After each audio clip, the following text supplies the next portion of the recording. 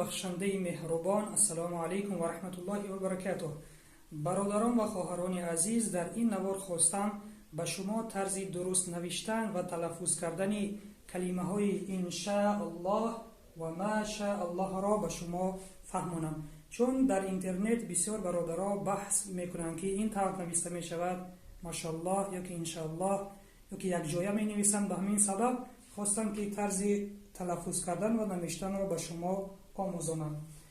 جمله ان شاء الله چنین نوشته می شود: این شاء الله. یعنی که این جمله از سه کلمه عبارت است: این شاء الله.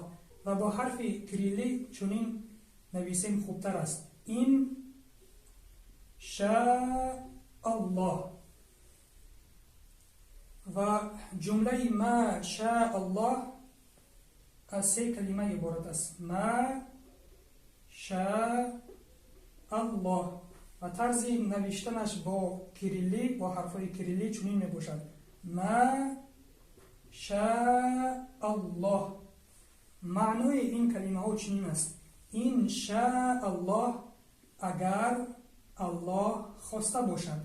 کلمه شاء این خواستن است، اگر الله خواسته باشد.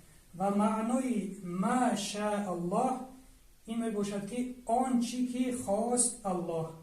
ما این آن چی که می شود، شاء خواست الله، آن چی که خواست الله. و سوال دیگر، این کلمه ها در کدام حالت گفته می شوند؟ کلمه این شاء الله در آن حالت گفته می شود که وقتی که ما یگان وعده می دهیم. مثال به دوستمان می گوییم که فردا به نزد تو می آیم ان شاء الله، یعنی که اگر الله خواسته باشد. برای خاطر که تا فردا نمی دادیم به ما چی حالت رخ می دهد. و کلمه ما شاء الله در آن حالت گفته می شود که وقتی که یگان خبری خوش را می شنویم. وقتی که دوستمان یگان خبری خوش به ما می گوید، ما می گوییم ما شاء الله، یعنی که آن چی که خواست الله. باری دیگر طرز تلفظ: این شاء الله، ما شاء الله.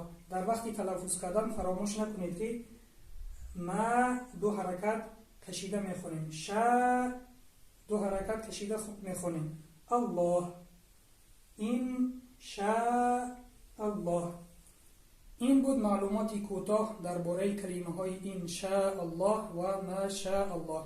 اگر یکان سوال ها آید دیگر کلمه ها باشد در کامنتری بنویسید، ان شاء الله به شما معناش و طرز درست نوشتنش را میگوییم. و سلام بر آن شخصانی که راه هدایت را پیش گرفتند.